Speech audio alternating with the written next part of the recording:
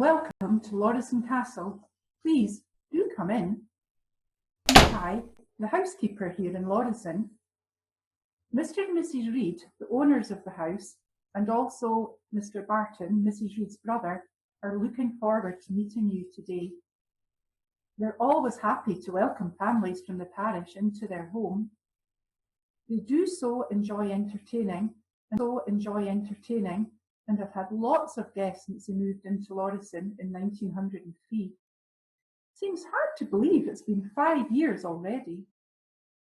Please, come upstairs and into the reception hall. Do you like our simple decorations for Christmas and New Year season? I think the tartan cloth wound round the banisters on the staircase is so effective, and the sprigs of holly and ivy look really nice too. Alexander, the gardener, got them fresh from them this morning. Grace, one of the maids, placed them carefully above the fireplace and on the side tables.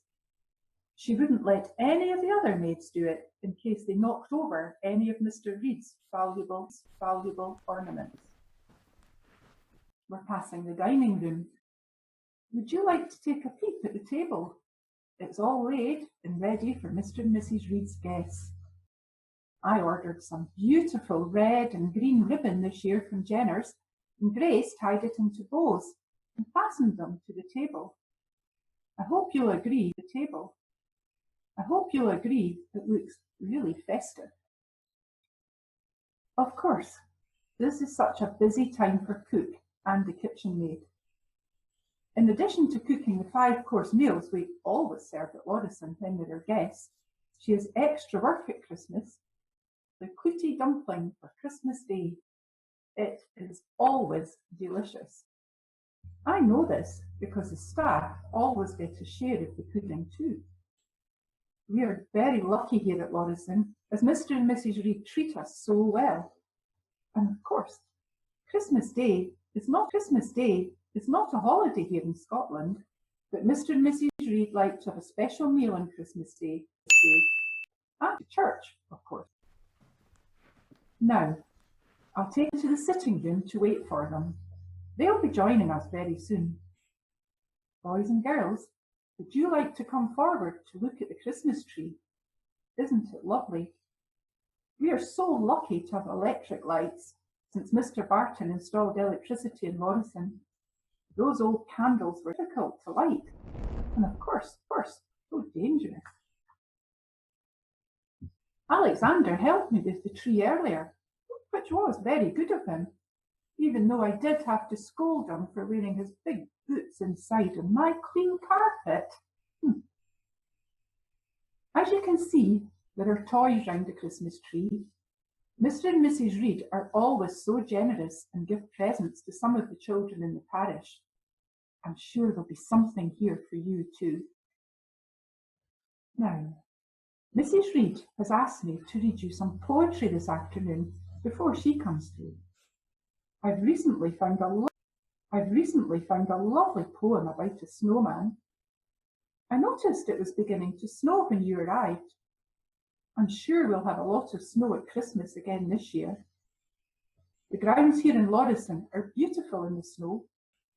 Oh, the beautiful snow! We're all in a glow, and Dan, for the primest of fun, when all said and done, is just making a big snowman. 2 stones for his eyes, look quite owlishly wise, a hard pinch of snow for his nose, then a mouth that's as big as the snout of a pig, and he'll want an old pipe, I suppose. Then the snowman is done, and tomorrow what fun!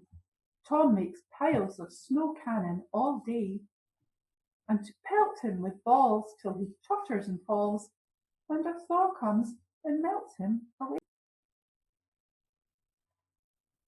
I'm sure you'll be looking forward to making a snowman too, maybe even a few snowballs. I know, I loved playing in the snow when I was a wee girl in Durness in the Highlands. And now, here's another favourite of mine. It's called Christmas Roses. A bunch of Christmas roses, dear, to greet my fairest child. I plucked them in the garden where the drifting snow lay piled. I cannot bring you violets, dear, or cowslips growing wild, or daisy chain for thee to wear, for thee to wear, my child. For all the grassy meadows near are clad with snow, my child. Through all the days of winter drear, no ray of sun has smiled. I plucked this bunch of verses, dear, from out my garden wild. I winter drear, for you, my fairest child. Your wet and wintry hours to cheer, they're Christmas roses, child. This poem also reminds me of my childhood up north. I must ask Alexander if we have any Christmas roses in the garden here in Lauriston. Do you know, Mr. and Mrs. Reid have travelled extensively, not just in Scotland. The house is full of books, objects and paintings they've bought in their travels. And Mrs. Reid has a particular affection for a poem written by an American gentleman called Clement Moore. The poem is "'Twas the Night Before Christmas," and she has chosen it as she thinks that this is a special poem for children. A visit from St. Nicholas. All through the house, not a creature was stirring, not even a mouse. The stockings were hung by the chimney with care, in hopes that St. Nicholas soon would be there. The children were nestled all snug in their beds, while visions of sugar plums danced in their heads. And Mamma in her kerchief, and I in my cap, had just settled our brains for a long winter's nap. When, out on the lawn, there arose such a clatter, I sprang from my bed to see what was the matter. Away to the window I flew like a flash, tore open the shutters and threw up the sash. The moon on the breast of the new-fallen snow gave a lustre of midday to objects below. When what to my wondering eyes did appear, to me an 8 tiny reindeer, with a little old driver so lively and quick, I knew in a moment he must be St. Nick.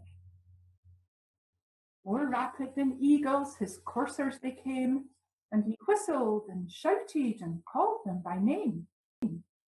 Now Dasher, now Dancer, now Prancer and Vixen, on Comet, on Cupid, on Donner and Blitzen, to the top of the porch, to the top of the wall, now dash away, dash away, dash away all.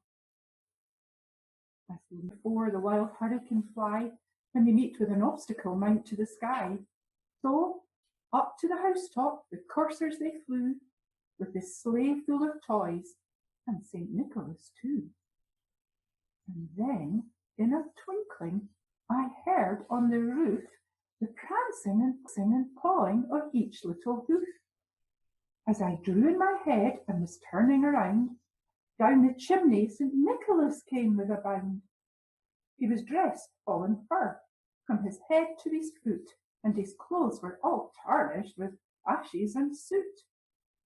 A bundle of toys he had flung on his back, and he looked like a peddler just opening his pack.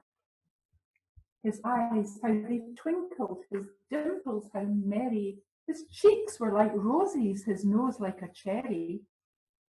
His droll little mouth was drawn up like a bow, and the beard on his chin was a pipe he held tight in his teeth, and the smoke it encircled his head like a wreath. He had a broad face and a little round belly that shook when he laughed like a bowl full of jelly. He was chubby and plump, a right jolly old elf, and I laughed when I saw him, in spite of myself. A wink of his eye and a twist of his head soon gave me to know I had nothing to dread. He spoke not a word, but went straight to his work, and filled all the stockings, then turned with a jerk, and laying his finger aside of his nose, and giving a nod, up the chimney he rose. He sprang to his sleigh, to his team gave a whistle, and away they all flew, like the down of a thistle. But I heard him exclaim, in sight, "Happy Christmas to all, and to all a good night." I hope you enjoyed that poem as much as I did, and I'm sure if you continue to be very good in helping your mothers at home, then Father Christmas will come to your house too. Before you arrived, I asked Mr. Reed if he had a favourite Christmas poem. He told me he didn't really have a favourite poem, but he admires a story called A Christmas Carol by Mr. Charles Dickens. Now, that is a wonderful story, but it would take me far too long to read it today.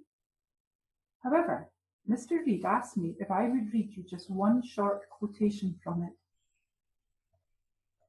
"I will know Christmas in my heart and try to..." That's a lovely thought, isn't it? I think you'll agree that it would be really good if we can remember to be kind to each other all year round. Ah, here come Mr. and Mrs. Reed, Mr. Barton and Mrs. Reed's friend, Mrs. Crow from Lauriston Castle. Grace and Alexander are here too. So, before I go to see if cook is your afternoon tea ready, to wish you all a very happy Christmas and a safe and healthy New Year from all of us at Lauriston Castle.